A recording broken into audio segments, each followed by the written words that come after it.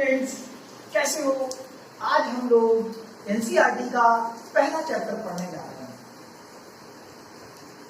Solid, इसका नाम है सॉलिड स्टेट। कठिन लगता होगा ना, नीट के बच्चों को कठिन लगता है। कुछ नहीं कठिन है, आप मेरी बात को बस सुनना ध्यान से, और जैसे मैं बता रहा हूं उस तरीके से चीजों को सोचो। वादा करता हूं आपको कोई भी चीज कठिन नहीं लगेगी, कोई भी चीज कठिन नहीं लगेगी, एकदम सॉलिड को आसान बना देगा। और आज का जो लेक्चर है वो इतना बेसिक लेक्चर है जिसमें कुछ बच्चे मुझसे ये कहेंगे, सर इतना बेसिक पढ़ाने की क्या जरूरत थी? तो मेरे जो हिंदी मीडियम से पढ़ने वाले बच्चे हैं, जो नीट या मेंस की तैयारी करने वाले हैं, उनको बहुत ज्यादा बेसिक से पढ़ना पड़ता है इस चैप्टर को, क्योंकि वो स्कूल लेवल पे उतने अच्छे से इस चैप्टर को नहीं पढ़ते। तो इसलिए मैंने बिल्कुल ओरिजिन से इस चैप्टर को उठाया है, और आज का जो इंट्रोडक्शन है सॉलिड का, वो बहुत ज्यादा बेसिक है। अब देखो, सॉलिड वर्ड से क्या मतलब है? ठोस,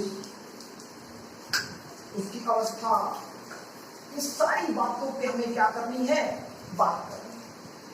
अब ध्यान करो, आप 11वीं क्लास में थे, आपने एक चैप्टर पढ़ा था। उस चैप्टर का नाम था स्टेट्स ऑफ मैटर। उस चैप्टर में आपने गैस की स्टडी की थी और लिक्विड की स्टडी की, लेकिन हम सॉलिड के बारे में कोई बात नहीं की। अब हम लोग सिर्फ सॉलिड के बारे में बात करना चाहते हैं, सॉलिड के बारे में। और सॉलिड के बारे में इतना तो आप जानते हैं कि सॉलिड होता क्या है। जैसे ही मेरे पीछे बोर्ड लगा हुआ है, ये सॉलिड है, सॉलिड है। इसका वॉल्यूम भी डेफिनेट है, इसकी शेप भी डेफिनेट है। मैं अगर आपसे पूछूं कि बताओ कि भाई ये बोर्ड जो है, क्या इसको आप मेजरमेंट कर सकते हो? तो वो सर बिल्कुल कर सकते हैं, क्योंकि सर हम इसकी लेंथ भी नाप सकते हैं, इसकी विड्थ भी नाप सकते हैं। तो सॉलिड का मतलब क्या हुआ? जिसकी डेफिनेट शेप हो और जिसका डेफिनेट क्या हो? वॉल्यूम। ये बात थी सॉलिड। अब उसकी बहुत सारी स्टेप्स, लेकिन हमें इस चैप्टर में पढ़ना क्या है? इस चैप्टर में अभी हम थोड़ा सा आगे चलेंगे, तब हम बात करेंगे इस सॉलिड में कितनी सारी स्टेट्स हैं, लेकिन सिर्फ उसमें से हमें एक स्टेट पढ़ लेंगे, उसकी बात हम आगे करेंगे, अभी नहीं करेंगे। ठीक? अब अगर बात आती है सॉलिड की, तो सॉलिड में सबसे पहले सॉलिड की स्टडी कैसे की गई, कैसे इसको विज्ञान ने देखा, कैसे इसको साइंस ने देखा? तो साइंस ने सबसे पहले इसको देखा on the basis of macroscopic study. कैसे देखा? On the basis of macroscopic study. तो देखो भाई, ध्यान से समझना, अगर मैं मैक्रोस्कोपिक स्टडी से बात करूं,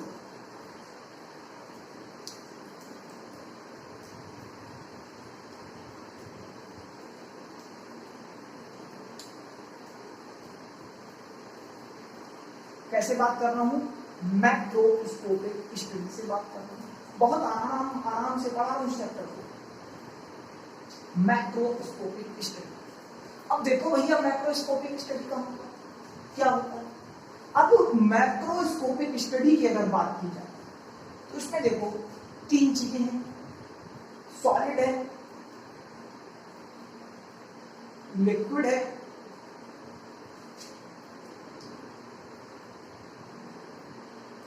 और गैस।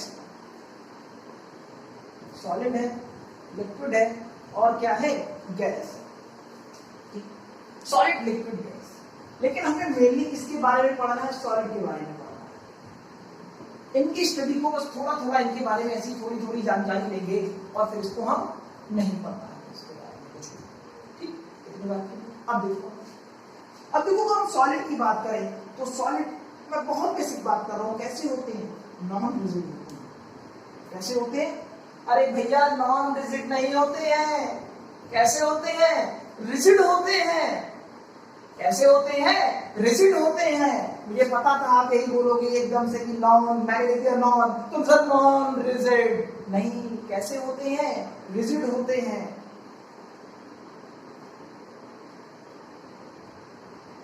कैसे होते हैं? रिजिड होते हैं। और लिक्विड कैसा होता है? नॉन रिजिड होता है। और गैस भी कैसी है? नॉन रिजिड है।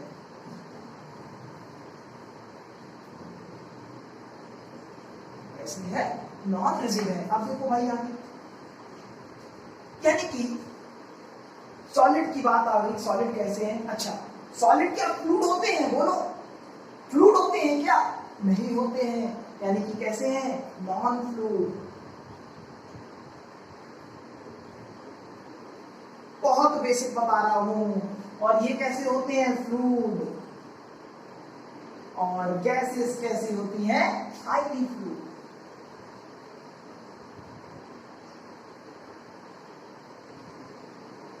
इसकी बात देखो, ये तो बात हो गई कि मैक्रोस्कोपिक से कैसे सॉलिड लिक्विड गैस को देखा। अब बात आती है इनके अंदर। इनके भैया अंदर कैसे देखोगे? क्या झांक के देखोगे क्या? कि नहीं 440 वोल्ट का चश्मा लिया है उससे देखोगे? नहीं, किससे देखोगे? अब देखो बाय माइक्रोस्कोपिक कैसे स्टडी की गई सॉलिड की, कि देखो भाई microscopic study.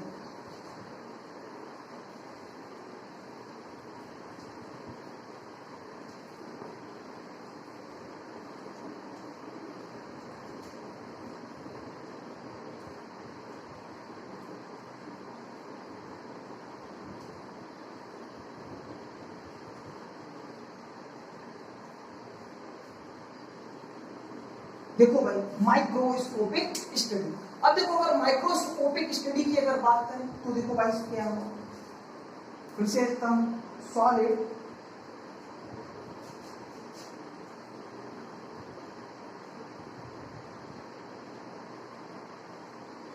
Liquid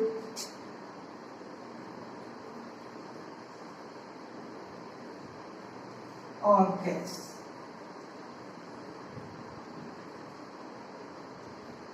solid, liquid और गैस। ठीक, अब देखो बहुत ध्यान से समझना जो मैंने यहां पर फिर से लिखने जा रहा हूं। ठीक, अब देखो सॉलिड की जो स्टडी हुई तो उसको दो तरीके से देखा,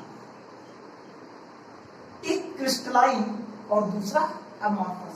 आपको ध्यान होगा, आपने ध्यान दो, आप 11th में थे और आपने वहां कार्बन फैमिली पढ़ी थी और वहां पर कार्बन के एलोट्रॉप पढ़े थे और उसने क्या पढ़ा था? दो तरीके के एलोट्रॉप, क्रिस्टलाइन और अमॉर्फस। ध्यान करो पीछे जाकर, ध्यान करो जल्दी। अब देखो यानी कि सॉलिड में दो तरीके से इसको डिवाइड कर दिया गया, एक क्रिस्टलाइन और दूसरा अमॉर्फस।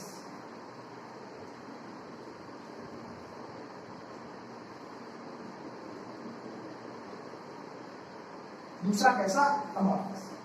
और देखो अगर लिक्विड की बात करें, लिक्विड तो लिक्विड में भी बात करेंगे और गैसेस में भी बात करेंगे। उससे पहले मैं आपको एक चीज बता दूं, देखो ध्यान से समझना। सबसे पहले अच्छा इधर से बात कर लेते हैं, इधर से बात कर लेते हैं कि गैसेस के पार्टिकल्स जो है, दिखाई दे रहा है, जो गैसेस के पार्टिकल्स है कैसे होते हैं। कभी ध्यान दो, एक काम करना, घर में कभी रेगुलेटर खुला छोड़ देना तो देखो गैस कितनी दूर तक उसकी स्मेल जाती है, कितनी तेज एक्सपेंशन होता है एकदम। यानी कि जो गैस के पार्टिकल्स होते हैं वो एक दूसरे से बहुत दूर दूर होते हैं,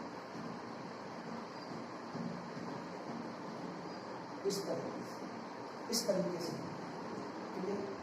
जो लिक्विड के पार्टिकल होते हैं, यहां पर लिख देता हूं फॉर अवे, दूर, एक दूसरे से बहुत दूर दूर होते हैं। ठीक है, और लिक्विड के पार्टिकल्स जो होते हैं वो इतनी दूर नहीं होते हैं।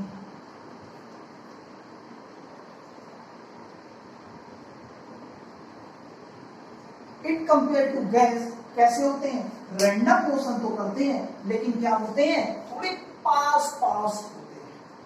इतनी बात करो, आगे चलो देखो। अब आती है क्रिस्टलाइन और अमॉर्फस की बात। अब देखो क्रिस्टलाइन में क्या होता है, जितने भी कॉन्स्टिट्यूंट पार्टिकल्स हैं ये एक रेगुलर वे, एक रेगुलर मैनर में क्या होते हैं, अरेंज होते हैं। लेकिन जो अमॉर्फस हैं ये इर्रेगुलर वे में क्या होते हैं, अरेंज होते हैं, इर्रेगुलर वे में अरेंज होते हैं। इनका कोई भी रेगुलर अरेंजमेंट नहीं होता है। ठीक, अब इसकी डेफिनेशन लिखेंगे तब इसकी बात करेंगे कि इसके एग्जाम्पल क्या है। बात क्लियर समझ में आ गई, और इसके एग्जाम्पल क्या है। ठीक है, ध्यान दो, इसको आपने लिख लिया होगा और इसको मैं करता हूं।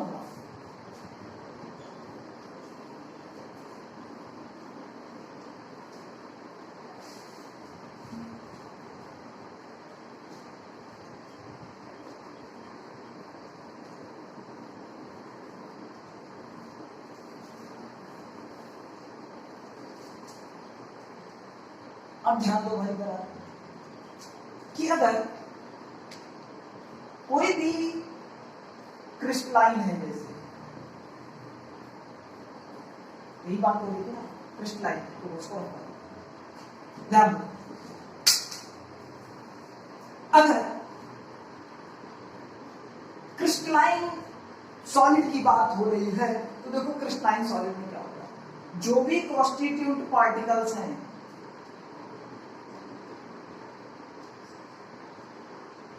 जो भी कॉन्स्टिट्यूंट पार्टिकल्स हैं, ये कॉन्स्टिट्यूंट लिखा हुआ है शॉर्ट में, जो भी कॉन्स्टिट्यूंट पार्टिकल्स हैं उन पर एक बार ध्यान देना, वो क्या क्या हो सकते हैं। इधर देखिए क्या क्या हो सकते हैं, वो आपके जितने देखो क्या होंगे, वो एटम हो सकता है, वो मॉलिक्यूल हो सकता है, वो आयन हो सकता है, वो केमिकल हो सकते हैं। इतनी बात आपको क्लियर होगी, ठीक है। अब देखो एटम में क्या लिख दोगे, डायमंड लिख दिया मैंने फॉर एग्जाम्पल। मॉलिक्यूल में मैंने आइस लिख दी दो, आयन्स में मैंने NaCl लिख दिया, ब्रेक हो जाता है Na पॉजिटिव और Cl नेगेटिव में, और कैर्नोल में लिख दिया all metal.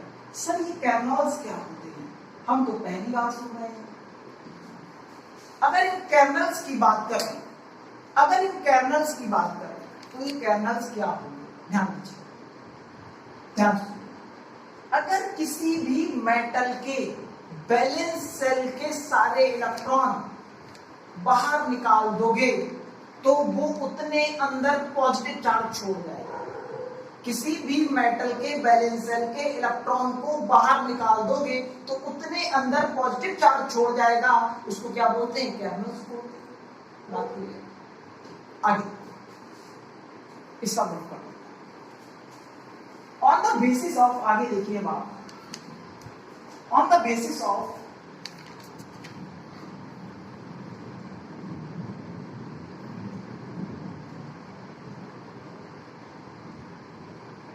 on the basis of microscopic study.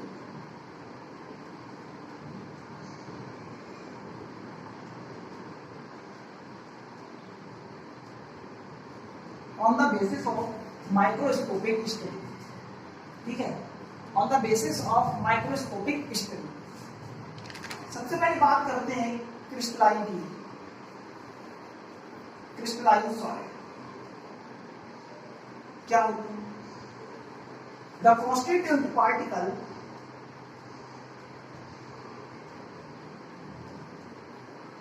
the constituent particle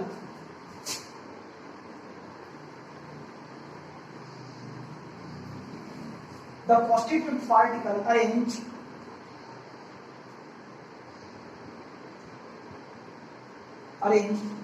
in a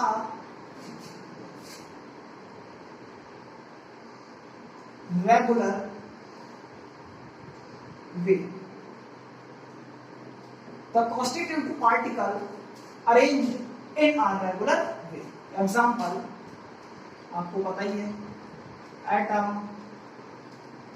molecule, ions, ठीक, एक्सेट्रा. बात कीजिए दूसरा amorphous solid.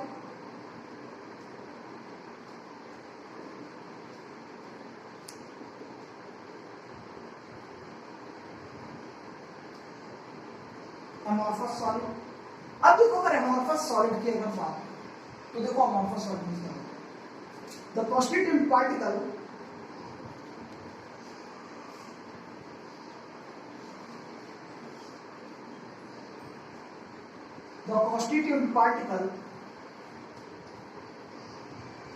the constituent particle arranged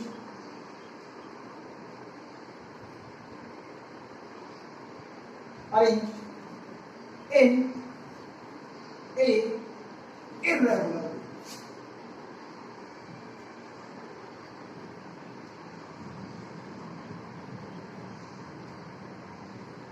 Irregular. Example, अगर एग्जाम्पल की बात करें तो देखो एग्जाम्पल क्या होगा. अगर एग्जाम्पल की बात करें तो प्लास्टिक, रबर, एक्सेट्रा.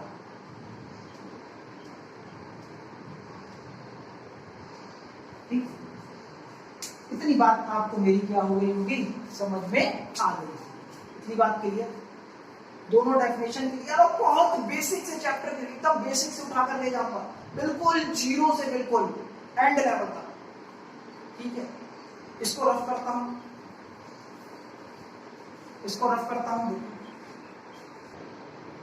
अब देखिए मैं एक नोट लिखने जा रहा हूं, उस नोट को ध्यान रखिए. ठीक,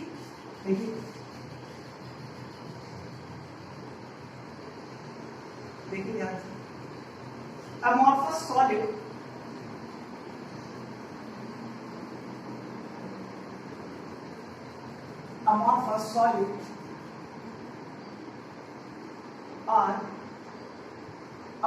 solid are pseudo solid,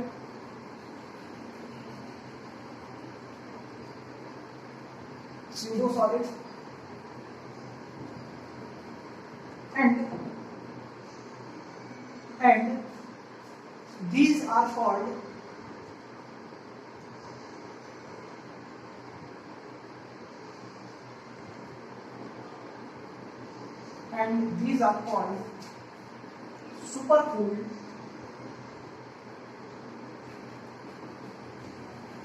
liquid.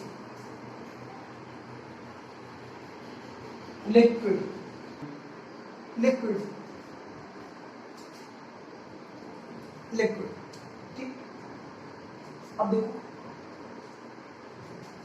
they have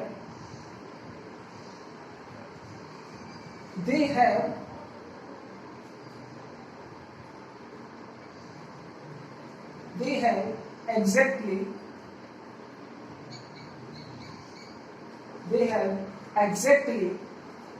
the same disorder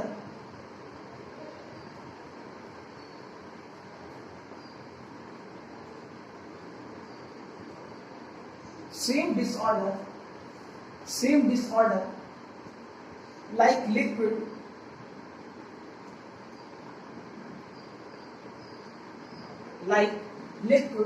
in their constituent particle.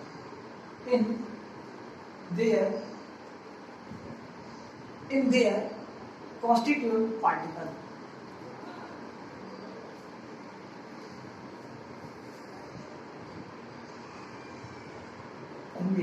Constitute part. ठीक, यहां तक के लिए, यहां तक आपको इतनी बात समझ में आ गई. ठीक है, देखो नोट 2 में मैं क्या लिखने वाला हूं कि क्रिस्टलाइन सॉलिड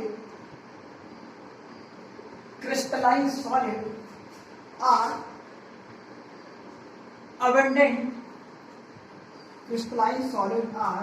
abundant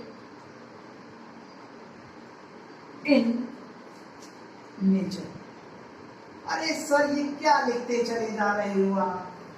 भैया क्रिस्टलाइज अबेंडेंट का मतलब होता है प्रचुर मात्रा में, ज्यादा से ज्यादा मात्रा में। तो crystallise solid are abundant in nature that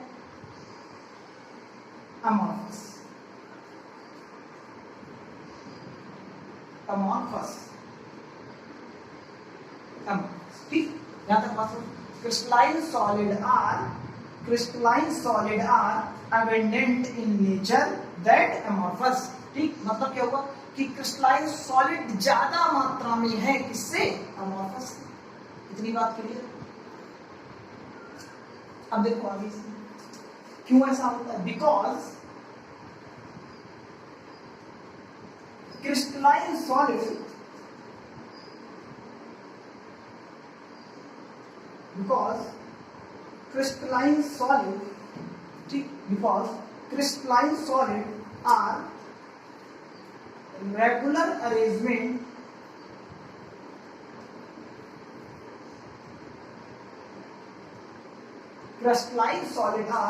are regular arrangement and leads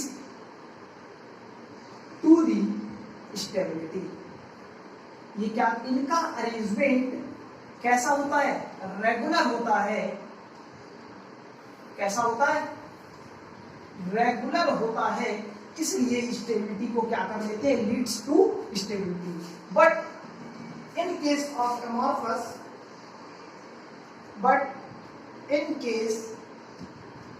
amorphous अब देखो अमॉर्फस के केस में क्या होता है। But in case of amorphous देखो क्या होता है, they do not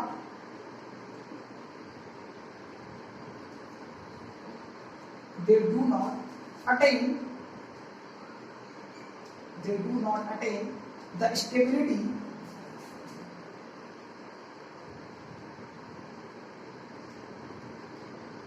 because arrangement is कैसा? irregular। अरेंजमेंट कैसा होता है बेटा? इर्रेगुलर। और इर्रेगुलर होने की वजह से ये कैसे हो जाते हैं? अनसिमेट्रिक हो जाते हैं, इसलिए स्टेबिलिटी को अटेन नहीं कर पाते। ये दो पॉइंट जो लिखे हैं ये बोर्ड की पॉइंट ऑफ व्यू से थोड़े से इंपॉर्टेंट है, इसलिए मैंने लिखे कि अमॉर्फस में क्या होता है। अमॉर्फस सूडो सॉलिड और दूसरा जो पॉइंट लिखा है नोट 2, ये दोनों पॉइंट बड़े इंपॉर्टेंट हैं, इनको आप थोड़ा सा ध्यान से पढ़िएगा। ठीक है, अब देखिए आप अब देखो आगे अगर बात करें तो देखो क्या होगा।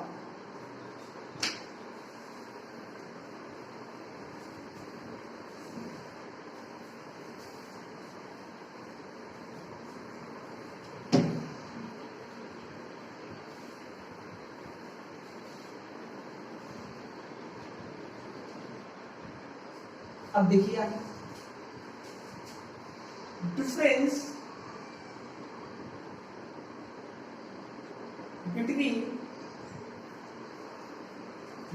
between lattice site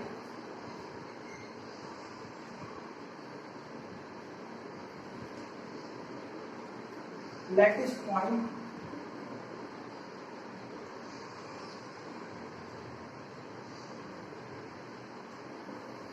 and crystal lattice।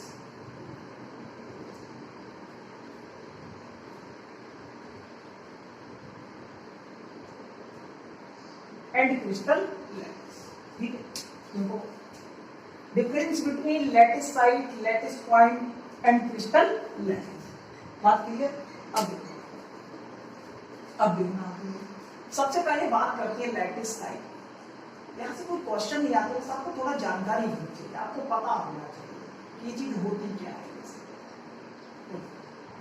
Lattice site जैसे ये कॉन्स्टिट्यूएंट पार्टिकल,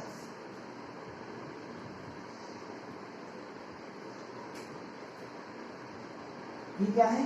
कॉन्स्टिट्यूएंट पार्टिकल्स। और कॉन्स्टिट्यूएंट पार्टिकल नाम का अगर मेरे मुंह से वर्ड्स निकलते हैं तो आपके दिमाग में तुरंत स्ट्राइक करना चाहिए वो क्या होंगे, एटम होंगे, आयन होंगे, मॉलिक्यूल्स हो सकते हैं, कैर्नोल्स हो सकते हैं, कुछ भी हो सकते हैं। इतनी बात समझ में आ गई आपको, क्लियर?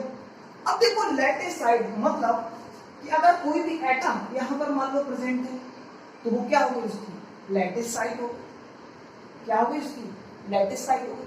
कोई भी एटम पार्टिकल जहां पर प्रेजेंट होगा वो क्या है, उसकी लैटिस साइड। अब देखो क्या बात करते हैं लैटिस पॉइंट की, कोई भी पॉइंट है, लैटिस पॉइंट की बात करेंगे। तो पॉइंट है, तो पॉइंट कैसा होता है, मासलेस और dimensionless. Massless and dimensionless.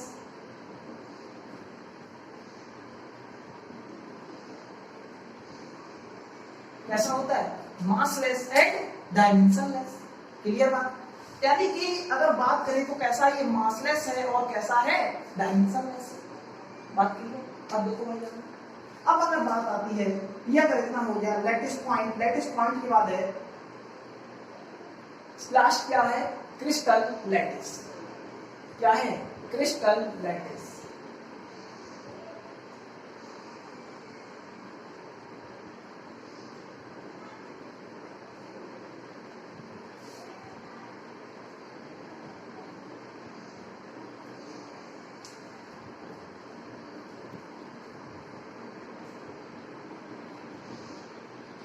Yes, lattice point, अरे ऊपर भी देखो लैटिस पॉइंट लिख दिया, गलत लिख दिया है ये भैया, ये लैटिस पॉइंट नहीं है, थोड़ा ध्यान दिया करो। ये क्या है, लैटिस साइट है। अभी देखो गलती हो जाती है और आप कंफ्यूज होते कि अरे ये तो अजीब है, इन्होंने ऊपर भी लैटिस साइट बताया, पॉइंट बताया, नीचे भी लैटिस पॉइंट बताया और दोनों को नहीं भाई, ऊपर लैटिस क्या है, साइट है और नीचे क्या है, लैटिस पॉइंट है। ध्यान रखना, गलत मत कर देना, ध्यान रखा करो। मैं कुछ बोर्ड पे लगा लग देता हूँ, ध्यान देना। अब देखो यानी कि लैटिस पॉइंट की बात आ गई। अब अगर तीसरे वाले की बात करें, क्या लिखा मैंने, क्रिस्टल लैटिस। क्या लिखा मैंने, क्रिस्टल लैटिस, ये मैंने लिखा है। तो देखो क्रिस्टल लैटिस क्या होता है, the constituent particle, the constituent particle are arrange,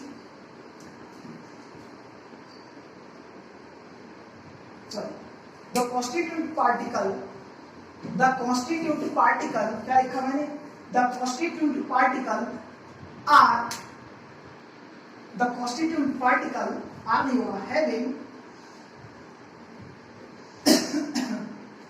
the constituent particle having infinite arrangement,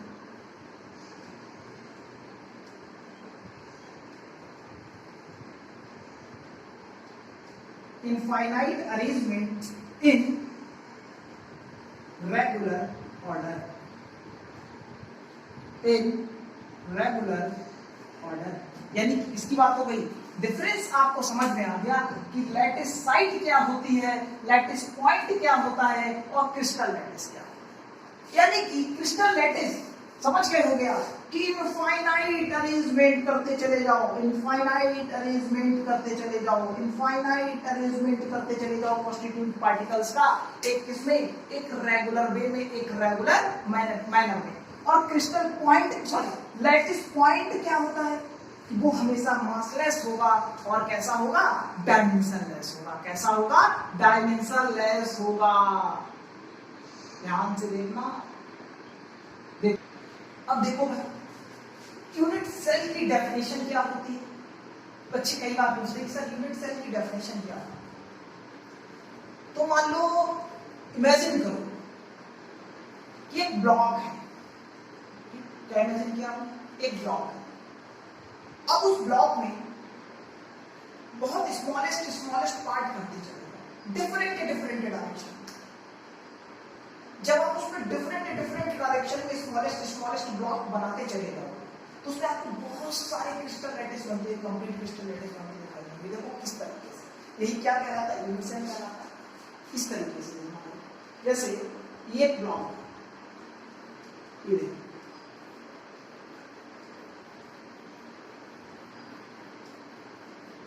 देखो एक ब्लॉक, अब देखो इसमें बहुत सारे क्रिस्टल्स बनते चले जाएंगे।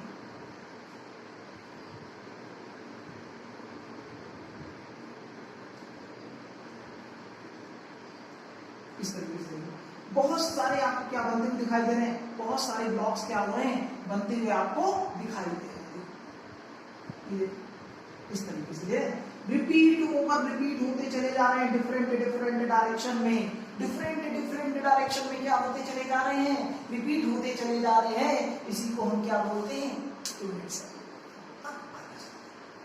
यानी कि यूनिट साइकिल में कठिन बात नहीं थी, छोटी सी परिभाषा थी कि डिफरेंट डायरेक्शन में जितने ब्लॉक्स रिपीट, जितने क्रिस्टल रिपीट होते चले जाएंगे वो एक कंप्लीट क्रिस्टल को फॉर्म करेंगे, और एक क्या फॉर्म करेंगे, यूनिट सेल का।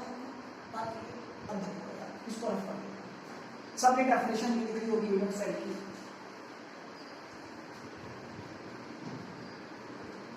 अब देखो ब्रेवियास सिस्टम जिसको बोलते हैं, ब्रेवियास से पहले एक चीज देखो, आपको अच्छी और बता ध्यान देना। जैसे ये क्यूब है, एक ब्लॉक है, या ब्लॉक बोल लो,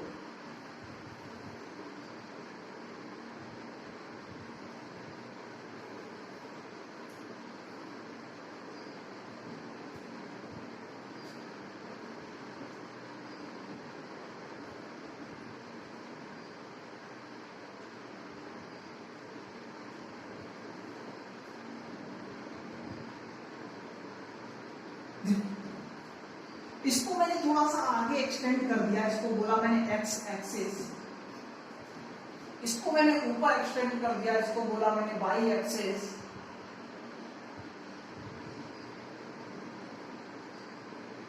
और इसको मैंने और इधर एक्सटेंड कर दिया, इसको बोला मैंने जेड।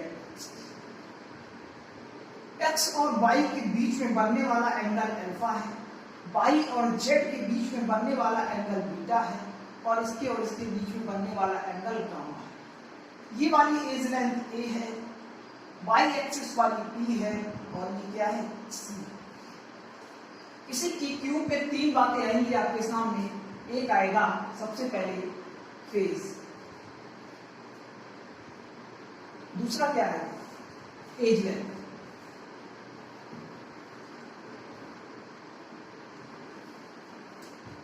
जो क्या है ए बी सी, और तीसरा है interfacial angle, interfacial angle alpha beta और गामा। ठीक, अब देखो इसी के यहां पर ब्रेवियास ने क्या बताया। अब हम सॉलिड के टाइप्स तो बहुत सारे पढ़े, मैंने इंट्रोडक्शन टाइम में बताया था, सॉलिड के टाइप्स तो बहुत सारे पढ़ोगे आप, लेकिन हमें किसकी अपने कोर्स में स्टडी करनी है, सिर्फ क्यूब की स्टडी करनी है। किसकी स्टडी करनी है, सिर्फ और सिर्फ क्यूब की स्टडी करनी है, बाकी और सॉलिड की किसी ज्योमेट्री की स्टडी नहीं करनी है। हमारे सिलेबस में सिर्फ किसकी ज्योमेट्री रखी गई है, क्यूब की ज्योमेट्री रखी गई है। अब देखो ब्रेवियास सिस्टम की बात करते हैं और उसमें आगे चलते हैं। देखो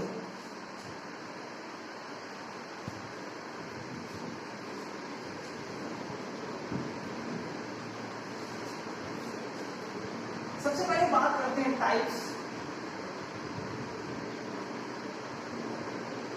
इसके बाद बात आती है एज लेंथ,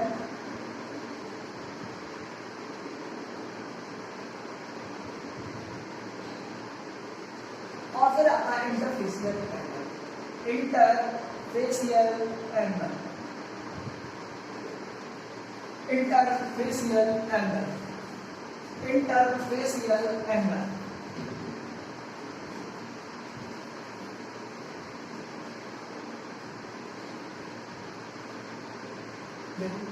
इंटरफेसियल एंगल देखो, अब सबसे पहले ध्यान दो, सबसे पहले बात आती है क्यूबिक की, और सबसे पहला टाइप है मेरे पास क्यूबिक।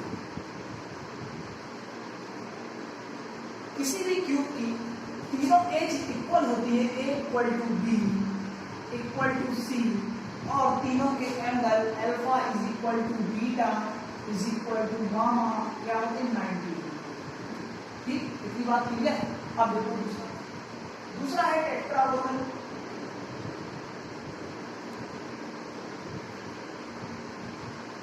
क्या है, टेट्रागोनल। कैसे याद रखना, A is equal to B is equal to C, पहला क्या, यानी कि A इक्वल टू बी के नहीं है, लेकिन alpha is equal to beta के है, इज इक्वल टू गामा के है, और क्या है 90 के। इसके बाद तीसरा आता है ऑर्थोरोम्बिक।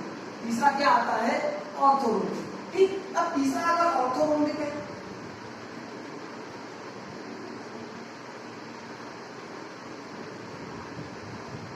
ऑर्थोरोम्बिक, तो ऑर्थोरोम्बिक में देखो क्या होता है, ए बी सी, तीनों साइड्स आपस में इक्वल नहीं होती हैं, बट इनके angle alpha is equal to beta is equal to gamma कितना होता है, 90 डिग्री होता है।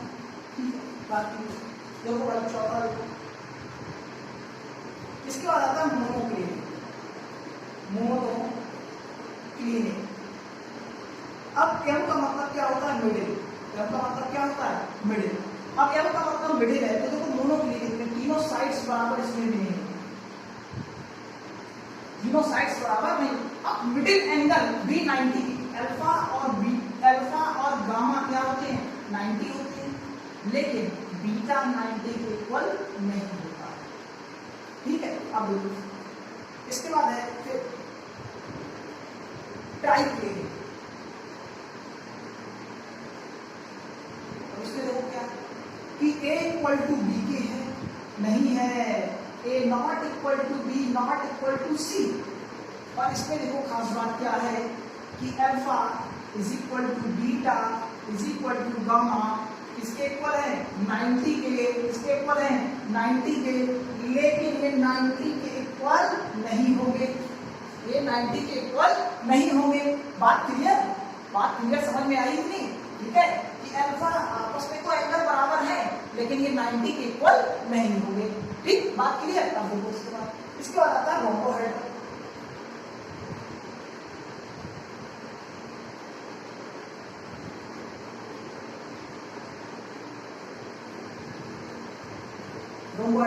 रोम्बोहेड्रल की तीनों साइड्स तो इक्वल होती हैं, A equal to B equal to C, लेकिन इनमें एंगल देखो, alpha is equal to beta is equal to gamma, ये एंगल आपस में भी इक्वल नहीं है और 90 के इक्वल भी नहीं होते हैं। इतनी बात एकदम। देखो यहाँ पर एक गलती हो गई। गलती क्या हो गई, हम लोगों ने जब ट्राइक्लिनिक को पढ़ा, और ट्राइक्लिनिक में क्या होता है, A not equal to B not equal to C, यहाँ पर ये एंगल भी आपस में इक्वल नहीं होते हैं। ये जो गलती हुई इसको कर लो, सही कर लो। और इसमें क्या होता है कि अल्फा और बीटा आपस में तो इक्वल होते हैं, लेकिन गामा इक्वल नहीं होते हैं। बात समझ में आ गई कि नहीं आ गई? वो थोड़ी सी गलती हो गई थी लिखने में। ध्यान देना कि जो ट्राइक्लिनिक है उसके तीनों एंगल भी इक्वल नहीं होते हैं और 90 के भी इक्वल नहीं होते हैं। बात समझ में आई कि नहीं? अब देखो आगे लास्ट है 7 हेक्सागोनल।